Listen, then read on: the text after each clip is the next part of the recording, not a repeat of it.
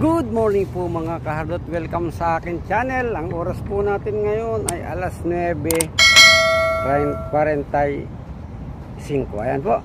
At sa araw na ito, ang aking pakikitang video ay dito pa rin sa construction tungkol sa paghahanda para sa pedestal. Ayan po.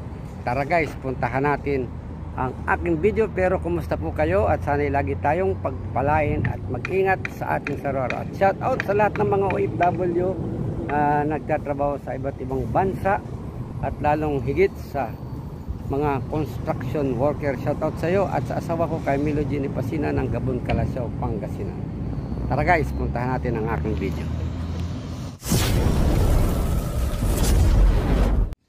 Guys, I will show you the pedestal that we have here in our project. Putting foundation is already casted and we are going to move now and making of our pedestal. Here is the pedestal that we are preparing now. We are starting to make formworks and still completed already before shuttering will be fixed. Here we go guys. Ito nga mga kahardot, ayan kung makikita niyo ang ating pedestal steel ay naka-ready na at nakabusat tayo ng puting. At ngayon kailangan po natin i-chipping yung joint na magiging joint ng ating pedestal, column at saka ng fondasyon. Ayan po, kaya po makikita nyo ang ating tao ay sinisinsyal, kaya kailangan maging wrap po yan, dugsungan na yan.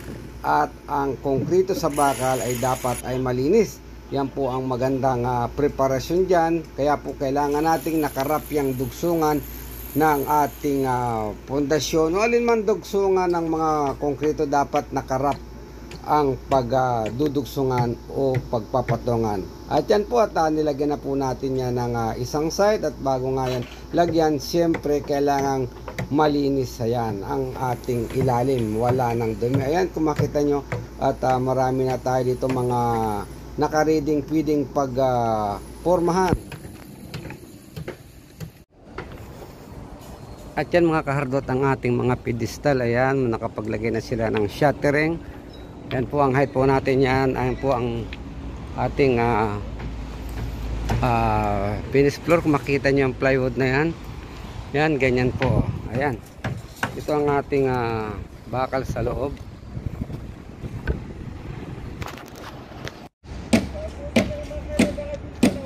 At yan mga kahardot, tuloy po sila sa pag-shuttering. Hi Sir Juan! How are you? Continue. Repair. Very good.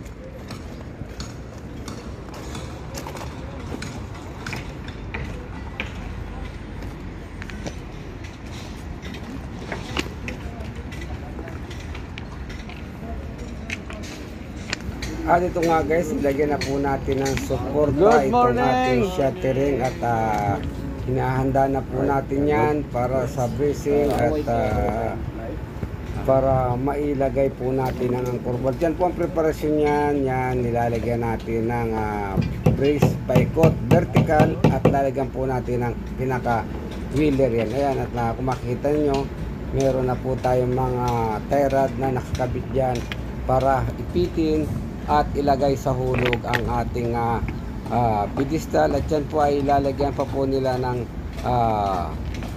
palambab. Ayan. At ang good morning po niyan ay upang i-check natin ang alignment ng pedestal. Ayan guys, at tingnan nyo po itong ating ginawa rito. Ayan, nakompleto na yan, nalagyan na ng ring at maglalagay na lang po sila ng suporta dyan. Both side lalagyan po yan at i-check po natin yan. At yan nga mga kahardot, ang mga pedestal na nalagyan at lalagyan na po ng diagonal support yan para maihulog na yan po ang ating nakahanda para lagyan ng suporta. At a few moments later.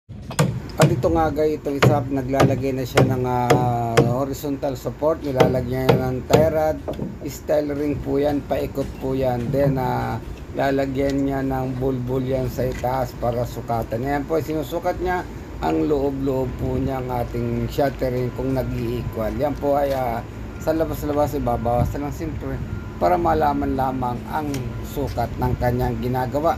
At susunod na po dyan, lalagyan po yan ng hulog at ng diagonal support. And guys, tingnan nyo.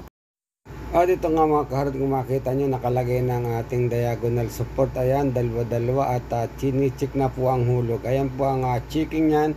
Maglalagay po tayo ng plumbab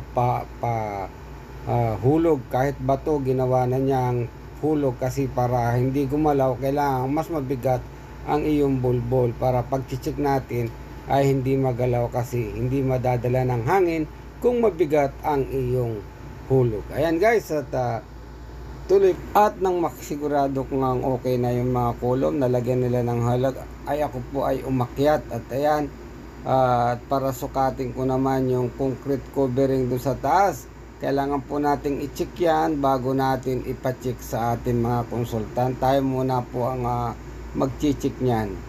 Random checking lang para pagdating ng konsultant ay hindi na marami pang kuskus balungos. Ayan po, ayan po ang ating trabaho. Kailangan po nating tayo muna ang magsuri kung okay o hindi tama ang kanilang gawa. Kung kulang pa sa adjust, atin pong ipa-adjust, ipatama. Kung kulang sa suporta, dapat kumpletuhin para sa pagbubuhos ay maalwan. At ipina-double check rin natin ang mga bracing para kung ito nga ay mahigpit o tama na uli. Ayan po, at ulit lang double check natin kasi hindi maiwasan na may mga lumuluwag na jack, kaya double check po natin yan. Yan, para siguraduhin natin nakahulog ang ating pedestal. Yan po mga kahardot ang simpleng pagkakabit. At ito nga ay ready ng ating mga pedestal. Ayan, naka-ready na. May mga diagonal support tayo sa palibot, dalwahan, left, right, kabila. Tigagalwa po yan sa taas. Bali, 8 suporta. At ngayon ay ipapainal na uli natin ng checking yan. Kailangan natin siguraduhin ang hulog niyan para hindi magkaroon ng problema kung tayo maglalagay na ng anchor bolt. Kaya double check po muli tayo bago natin kuhanin ang 2023.